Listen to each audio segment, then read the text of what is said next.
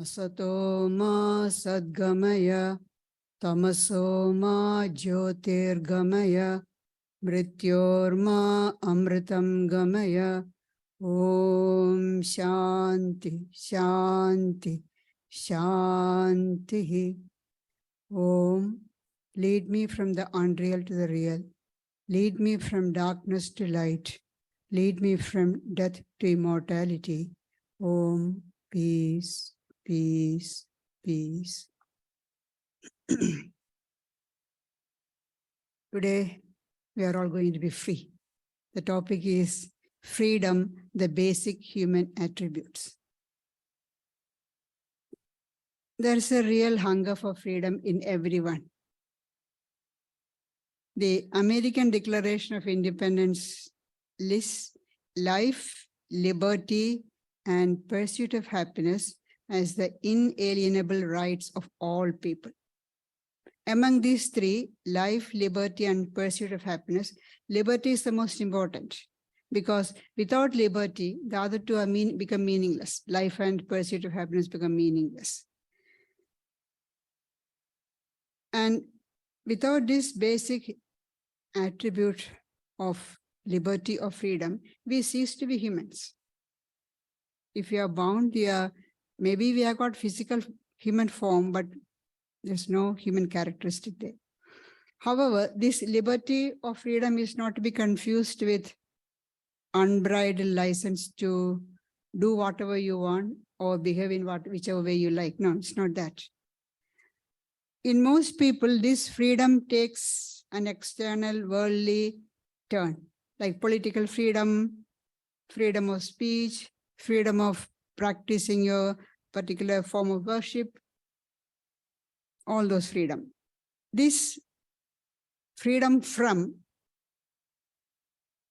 that is referred to as negative freedom.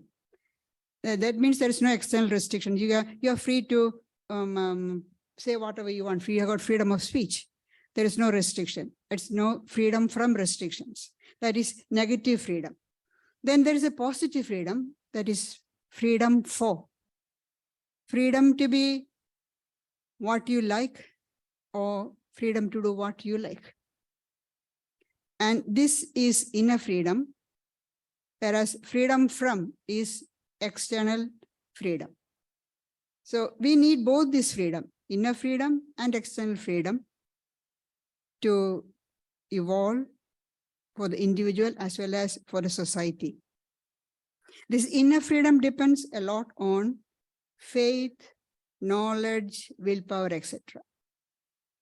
Without this inner freedom, too much of external freedom can even be harmful. That way, as we see in modern society, we are free to do whatever we want, behave in whichever way we want. We have got freedom. But often that freedom leads to more and more problems. Many of the problems that we see in society, modern society, is a result of this external freedom without the inner freedom. We are exaggerating the external freedom so much, which are actually doing more harm than good because of the absence of inner freedom. External freedom, or the freedom from, is available to all people in most of the democratic societies, countries. But they refer only to the social life. Even with all this freedom, our Australian society, American society, most of the Western countries and many other Eastern countries also have got freedom, all this external freedom. But still, we feel we are not happy. No, we are not really happy. There's a sense of dissatisfaction, sense of unfulfillment. Something is lacking. Now, let's look at the inner freedom to be or do what we want. We say, oh, well, I can do whatever I want to, or I can do whatever I like to. Who is going to stop me? If you look at really, do we have the freedom? Do we really have the freedom to do whatever we want or whatever we like to be?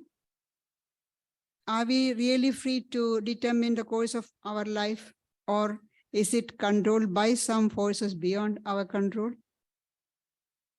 According to Freud, every action and thought is determined by motivations arising from the unconscious mind. And he considered the unconscious as the seat of all passions and conflicts. According to Hinduism, the ego and the will are conditioned and limited by samskaras or past impressions.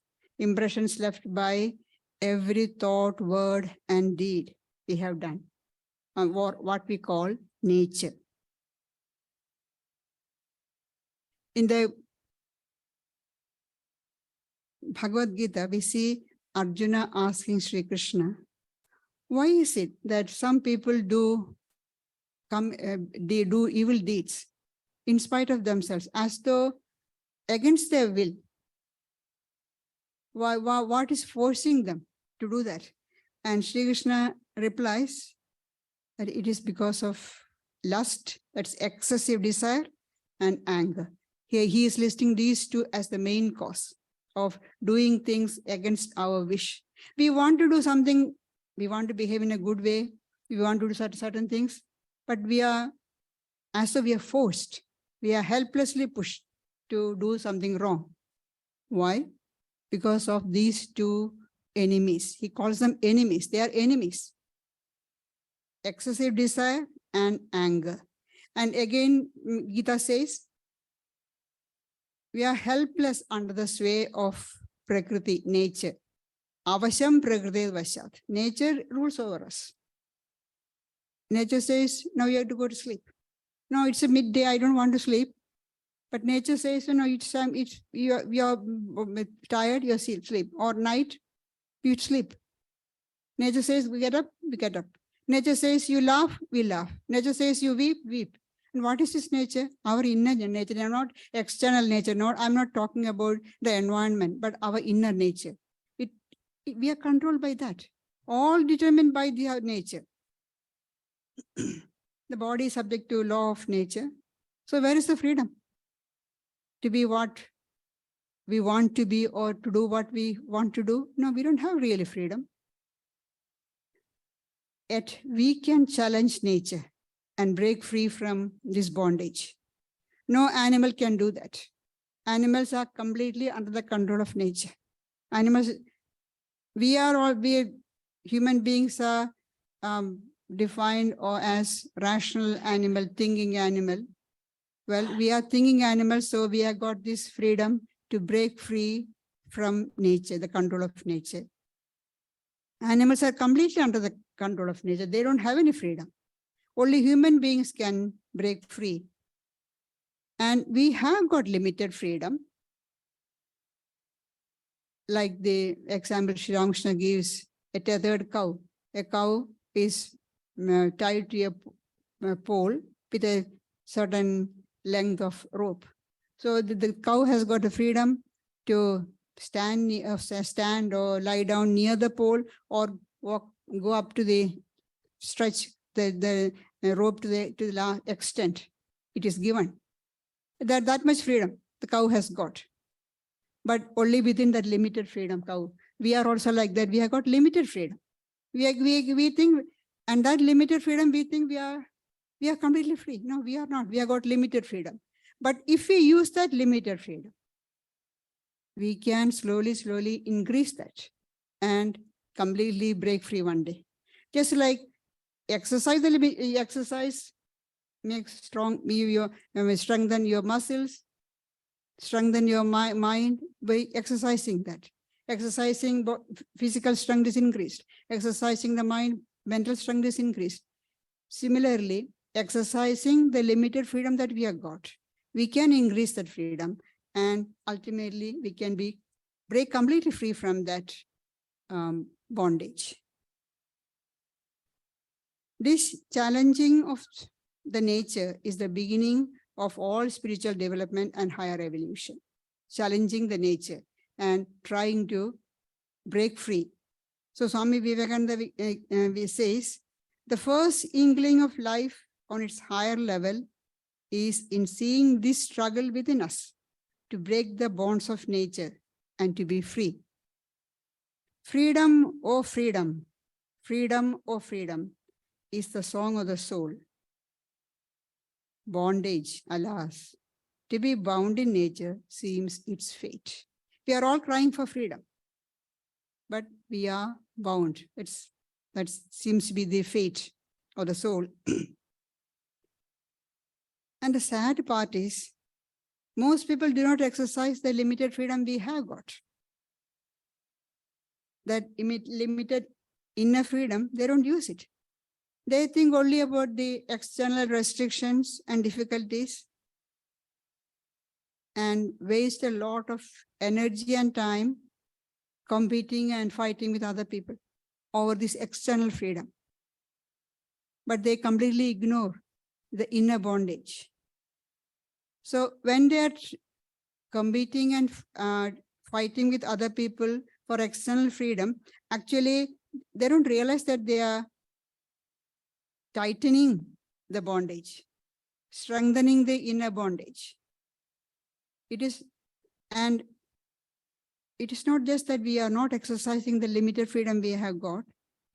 Most people do not even recognize that they are bound by or slave to their greed, hatred, egotism, lust, anger. We don't realize. Ask any person, how are you? I'm fine.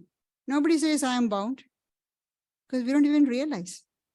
So we are like the fish in Sri Ramakrishna's example, which go buried deep into the mud along with the net.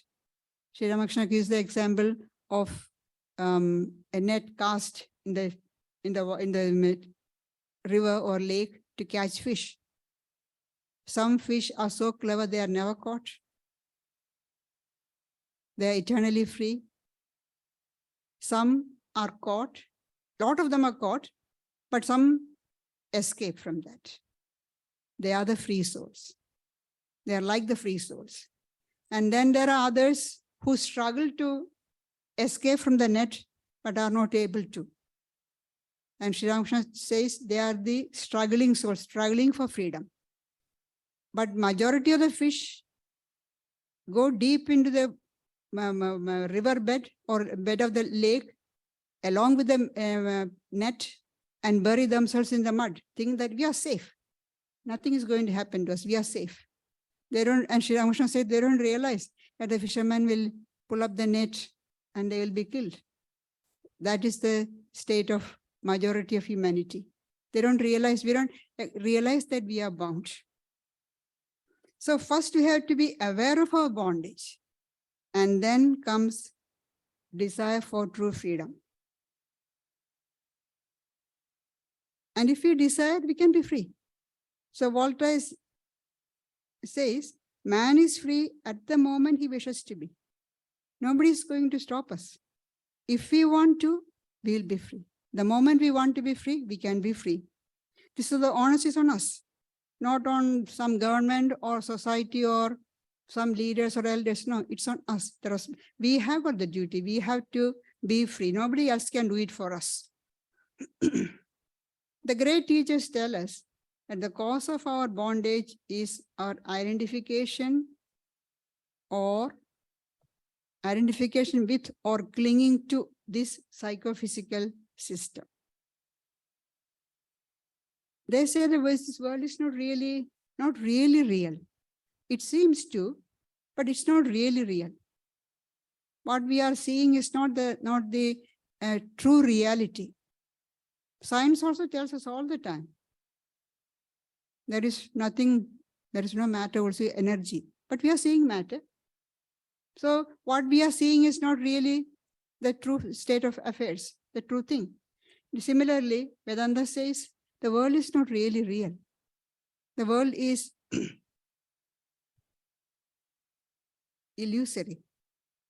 Now, if the world is not really real, why don't we get rid of it? Why don't we realize that the world is not really real?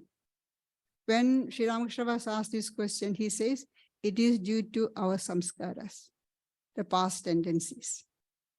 Repeated births in this world of Maya make us believe that this is the real thing.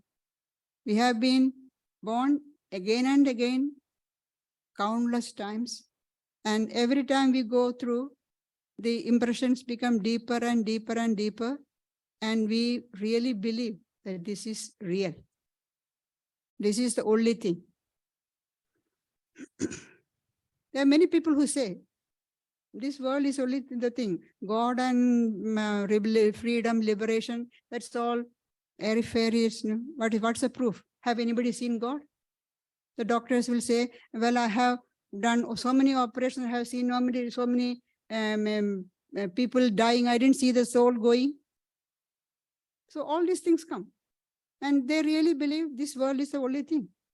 Because we have taken so many births and it has become a fact for us.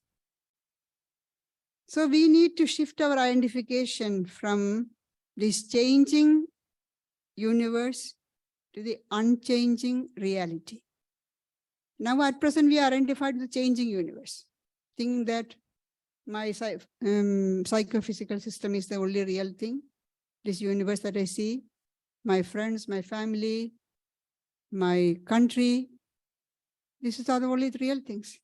But we have to change this identification and identify ourselves with the really real thing, the real reality, unchanging reality. And how are we to get that? To identify with the unchanging reality. That's what Swami Turiyananda says. This freedom can be realized in two ways. Swami Turiyananda, the disciple of Sri Ramakrishna, says, we can get this freedom in two ways. One, by identifying oneself with that supreme reality, identifying oneself with him. Him means Brahman or the supreme reality.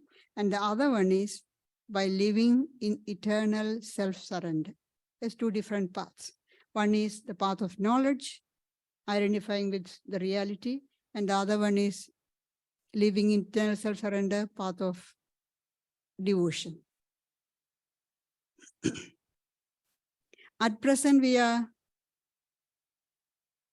thinking we are sheep. We are lions. We all know the story of the lion cub grew up among the sheep and bleating like the sheep, eating grass. Imagine a lion eating grass and bleating like sheep. We are like that. Until another lion comes and catches and tells it, no, you are not a sheep, you are a lion.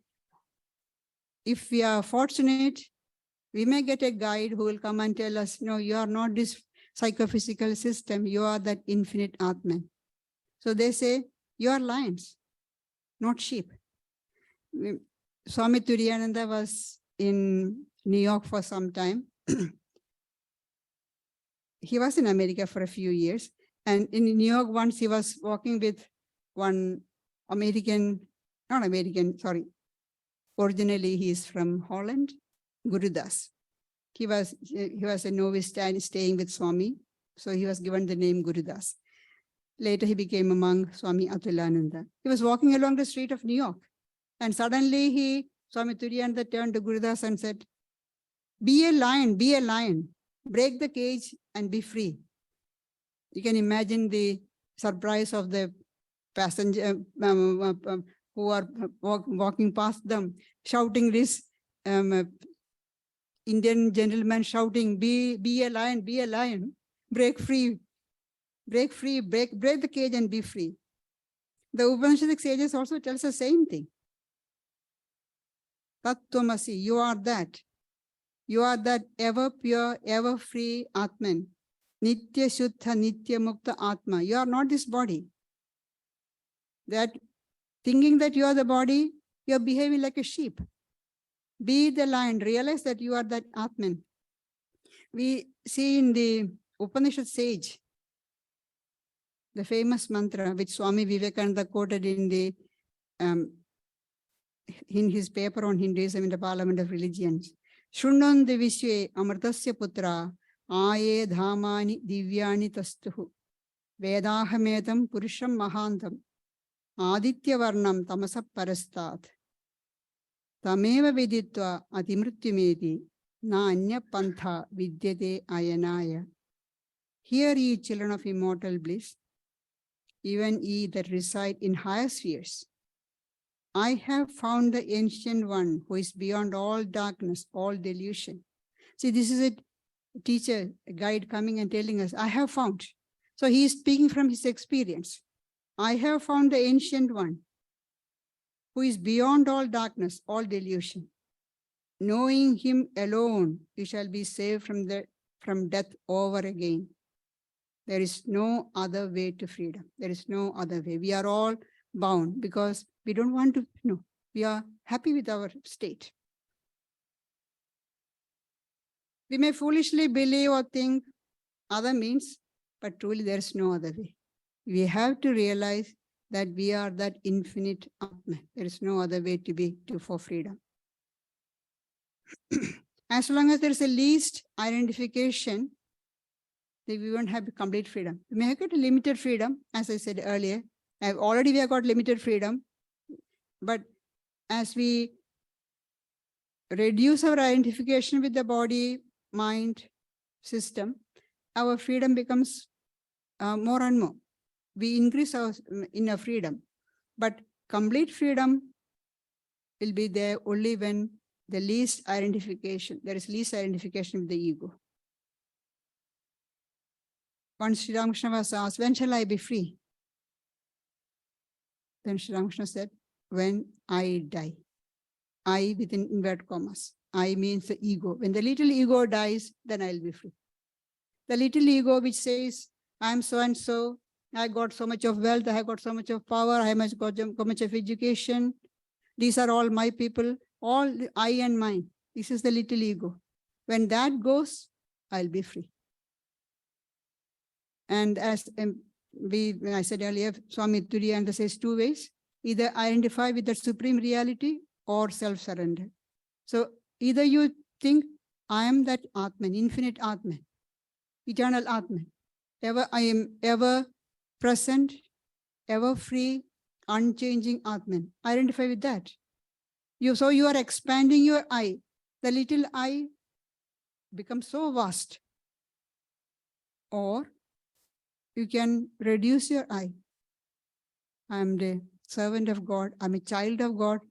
If a child is helpless, so the elder, whoever is all elder people will look after. I'm a child of God. Either that is eternal self-surrender. Once Girish Chandra Ghosh, talking about Maya, he was saying, Divine Mother cast her net to catch all the souls. She got all the souls in the universe except two. She couldn't get two. One was Swami Vivekananda. His ego became so huge, his eye sense became so vast that could not contain in the net. He could not be contained in the net. It was so vast. And the other one was Durgacharan Nag, or ordinarily or generally known as Nag Mahasaya, a household disciple of Sri Ramakrishna. His ego became so small that it escaped through the meshes of the net.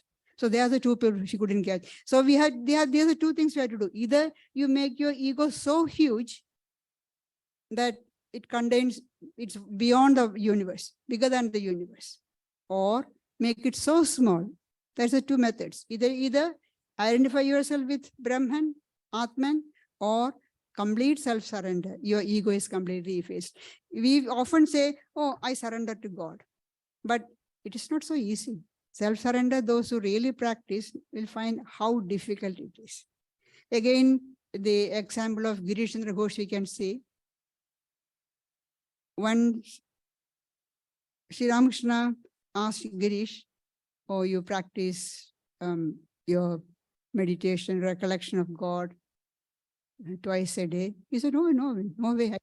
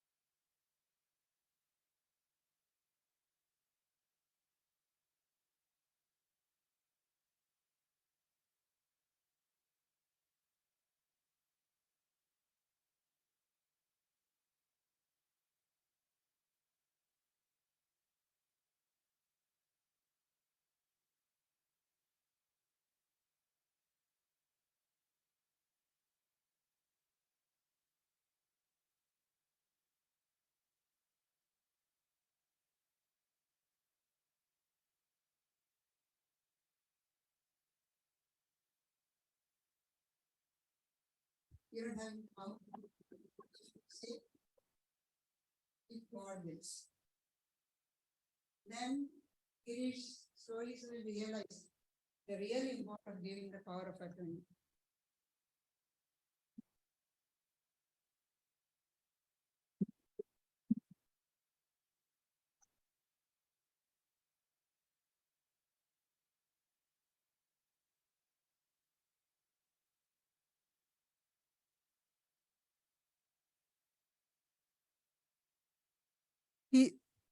He found that later when his wife died, he said he didn't have freedom to even to weep, because completely given up.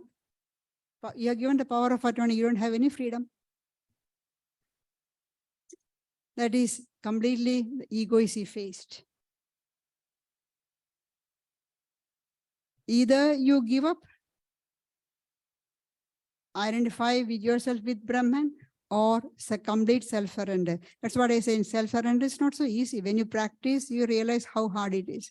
Saint Teresa of Avila says that people speak about self-surrender, but those who have practiced it will realize how hard it is to practice every moment of your life, surrender to God. Then whatever happens, you have to accept it. When the good things happen, we can say, oh, God willed it. When bad things happen, then also you have to accept it. It's God's will. Only then it becomes self-surrender.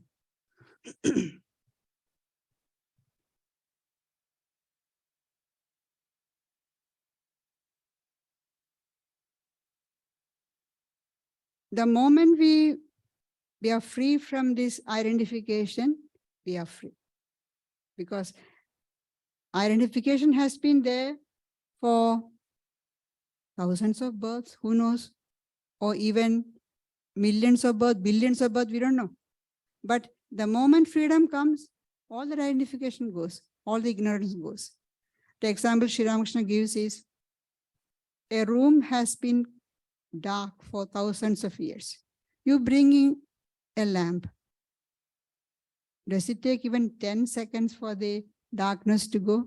The moment you bring light, darkness disappears. The moment you bring in freedom, the moment you bring in realization, self-realization, the ignorance is gone completely and you're freed.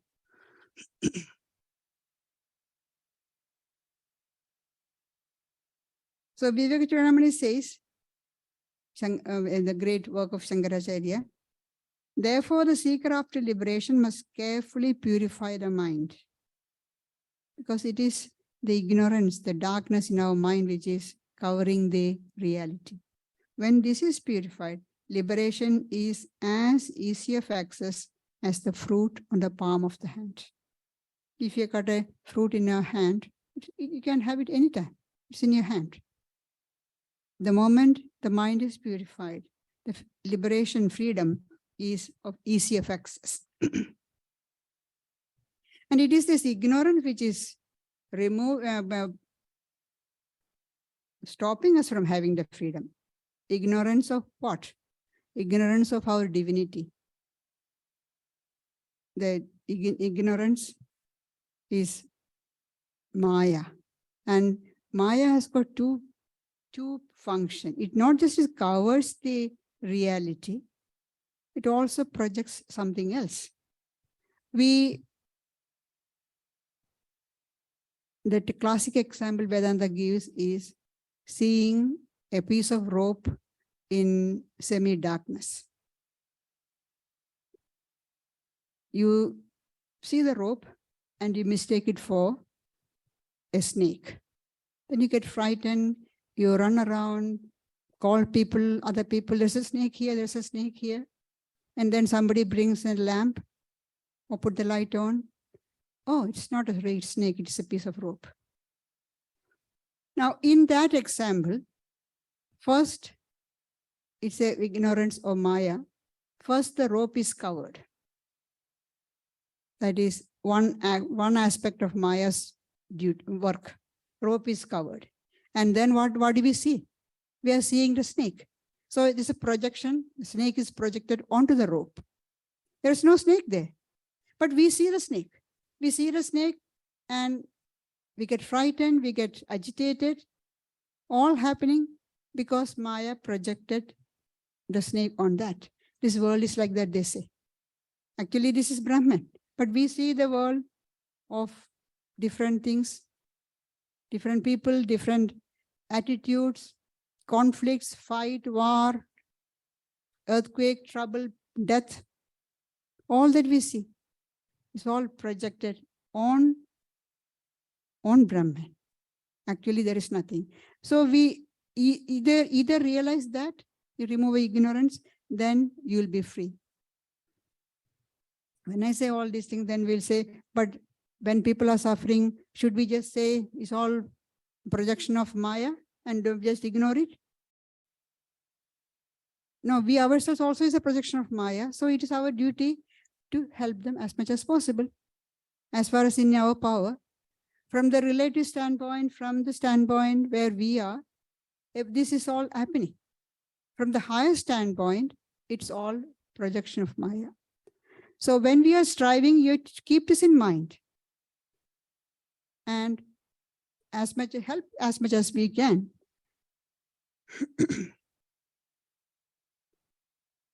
The Vilayat Khan, Sufi thinker, says, do you think you are not free? You are free, but you do not know that you are free. And it is your not knowing that you're free that is your limitation and your imprisonment. Not knowing that you're free. You're already free, but you think you're bound. And that is the cause of our imprisonment. Realize your freedom and you're free. So Swami Vivekananda says, each soul is potentially divine. Each soul is potentially divine. It's not that we are manifesting the divinity. The goal is to manifest the divinity within. The divine spark is in all of us. We are all free, but we are not manifesting. We are behaving like sheep. We are not behaving like lion. So manifesting the divinity is the goal. Each soul is potentially divine. The goal is to manifest the divinity within. And then how are we to do that? Do it either by work or worship or psychic control or reasoning, by one or more or all, and be free. That's the goal. Whatever method you can choose, whichever suitable for you, whichever appeals to you, use that. Work for others, offer all the results, give to God, be unattached. It is the attachment to Sri Krishna says in the Bhagavad Gita, Swami Vivekananda speaks in his Karma Yoga talk lectures, it is the attachment to the results that is causing all the bondage. When you give up all the results to God, that's the easiest way to be unattached to the results, then we won't have any problem. Whatever I do, I'm offering to God. If the results belong to God, then good or bad, I won't be troubled. So there is usually those who, it says prayer, Yadyat karmi karomi tatad akhilam shambho tavarathan. Whatever I do, I offer to you. Worship God. You go on loving God, worship God, and then comes the method that we speak of, complete self-surrender. Or psychic control of the breath, meditation, and you realize that yourself is one with the infinite self. So you'll be free. Or reasoning, not this, I'm not this. What is my real nature? Not the body, not the mind, not the vital layers, not ear, eyes. As Nirvana, Shankaracharya says, and Nirvana should come. Then what am I? I am that Shivoham. Chidananda Rupa Shivoham. I am consciousness, bliss. I am that. So you identify that use any of these means. by one or more. Not that you should only use one. You can combine all these things by one or more and be free. That's the aim. Whatever method you, whatever suits you, whatever helps you, use that and become free. Freedom is the watchword that Swamiji used again and again. He kept on telling us, be free, be free. In his lectures, everywhere you can see, just as Sri Krishna says, be unattached. Be unattached and then you will be free. If you look at the Gita, the whole of Gita, the main, we can say the main teaching, depending upon which, how you look at it, we can say the main teaching is be unattached. Mahatma Gandhi has translated the Gita into Indian language, and he called it Anasakta Yoga, the yoga of non-attachment. Because of the attachment, it is attachment which is causing all the problem. If you are not attached to what? Attached to the idea that I am this body-mind complex. And that is causing all the problem. From I comes my body, mind, then comes other people, attachment to others, attachment to the societies, the country, the people of, you identify with some people, and then there's us and them. All the problems come from that one single root cause, attachment. So Shri Krishna says, don't be attached. Swami Vivekananda says, don't be attached, be free, be free.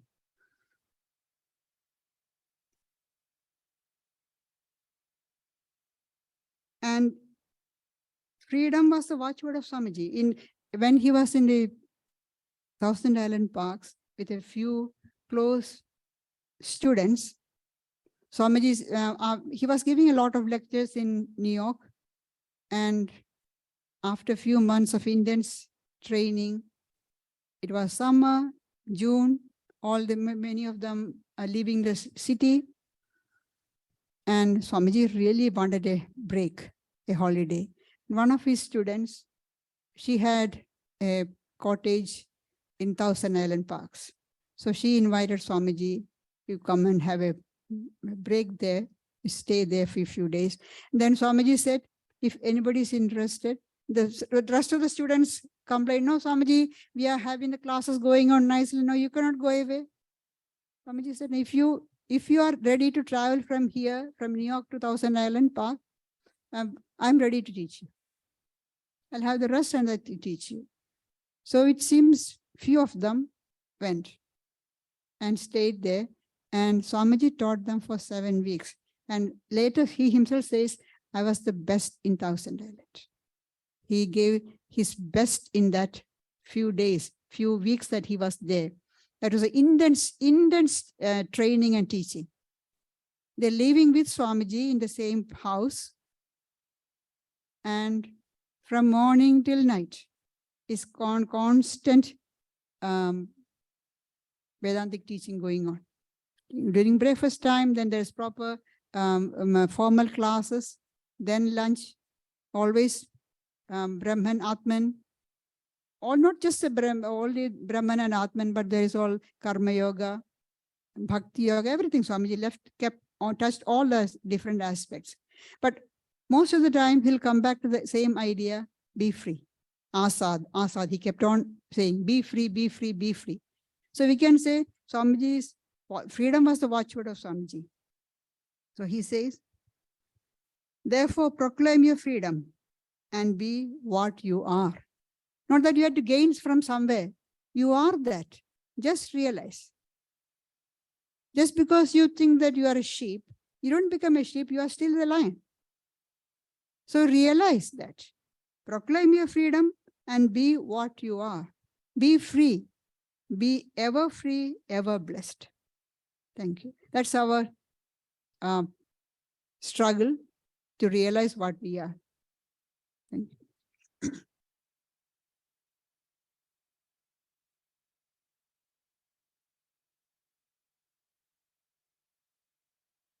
Next weekend, we have the retreat at Dharma, and there are still a few places available. There's a decent sized group going now. We were going down Saturday morning come back Sunday afternoon. And this Thursday, we have the yoga class from 10 a.m. We have the Bhagavad Gita discussion on Friday night.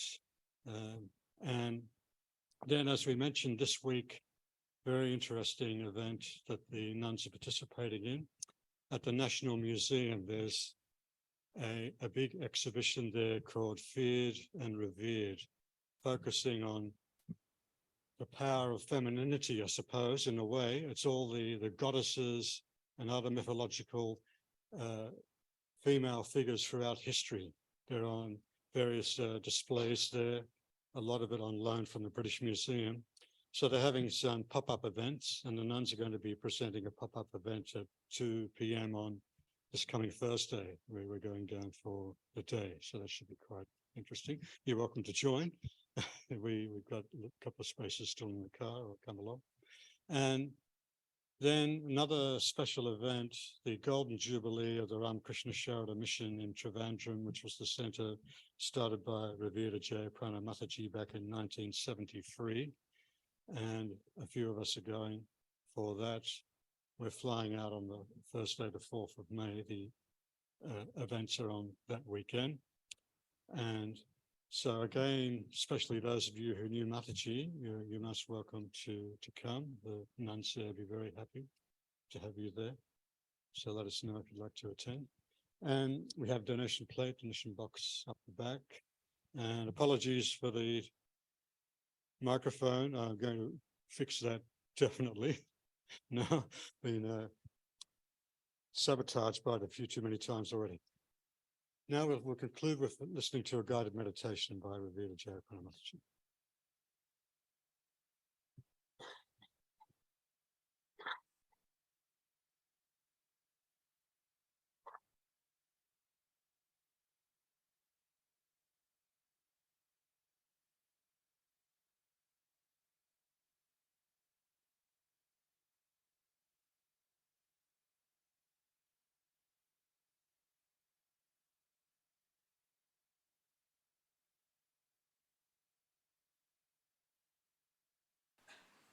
Bow down to thee, O thou pure existence, the one support of all the worlds. I bow down to thee, O thou pure intelligence, the one self of the multiform universe. I bow down to thee, the non-dual being, the giver of freedom. I bow down to thee, Supreme Brahman, limitless and absolute. Let us try to relax the body and the mind, gather our thoughts, and meditate upon the radiance of the Divine Being in the depths of our heart. The Supreme Being is the one source of all life, the one source of all strength, of all wisdom, of all love, and of all joy. The Supreme Being seems to be far away from us, but in fact, He is nearer than the heart. He is the innermost dweller of our heart.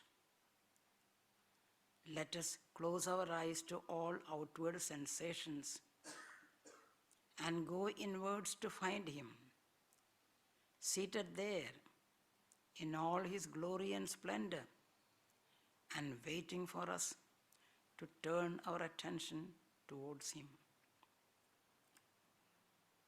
Let us try to turn our inner eye backwards. Focus your attention on the center of your heart. We find there, emerging out of the gloomy darkness, which is the first thing that we see. When we look very closely and with faith and trust, we can see a tiny spot of glorious light becoming visible. Believe that you are seeing it. It is there. A thin beam of brightness coming from that spot of radiance rises up, becomes brighter and brighter, illumining the space within the heart. This bright spot of light is your individual consciousness.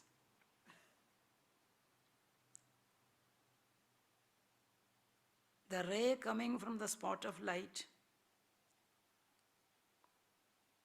when we look closer, we can find that it connects the spot of light to the very bright star of ineffable radiance shining high above in the space of your heart. Above in the heart, in the space above in the heart, is a very bright star. And in the center of your heart is the spot of light. And a golden ray joins this spot with the star. The bright star is the cosmic consciousness behind everyone and everything in this universe. And also beyond it. Your individual consciousness is really a part and parcel of the universal consciousness, the Supreme Spirit, the Sovereign Majesty. The extremely brilliant star above, the seat of absolute intelligence, and the luminous spot of light below, the seat of individual consciousness, are connected with each other by the beautiful ray, the state of constant awareness. That is our state. Our individual consciousness is always connected with the cosmic or universal consciousness. And we experience that truth in our heart only when we turn our gaze away from the world and towards the heart. The entire space in the heart is luminous with a golden radiance, a tiny radiance. Only these two entities, the bright, wonderful star, well-shaped star above, pulsating with universal consciousness, and the spot of light below, our individual consciousness, sustained by the luminous power from the star above. It's always present there. This meeting of the two. Always in a state of yoga. Universal consciousness feeding our individual consciousness. We are blind to it. Now in these few moments of silence and solitude, we become aware of this wonderful phenomenon that's always within the heart. The bright, very bright star above and the luminous spot below. connected by the ray of light.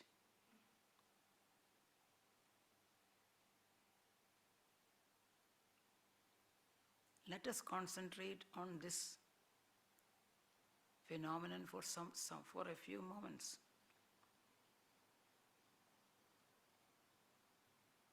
And feel the peace that already there.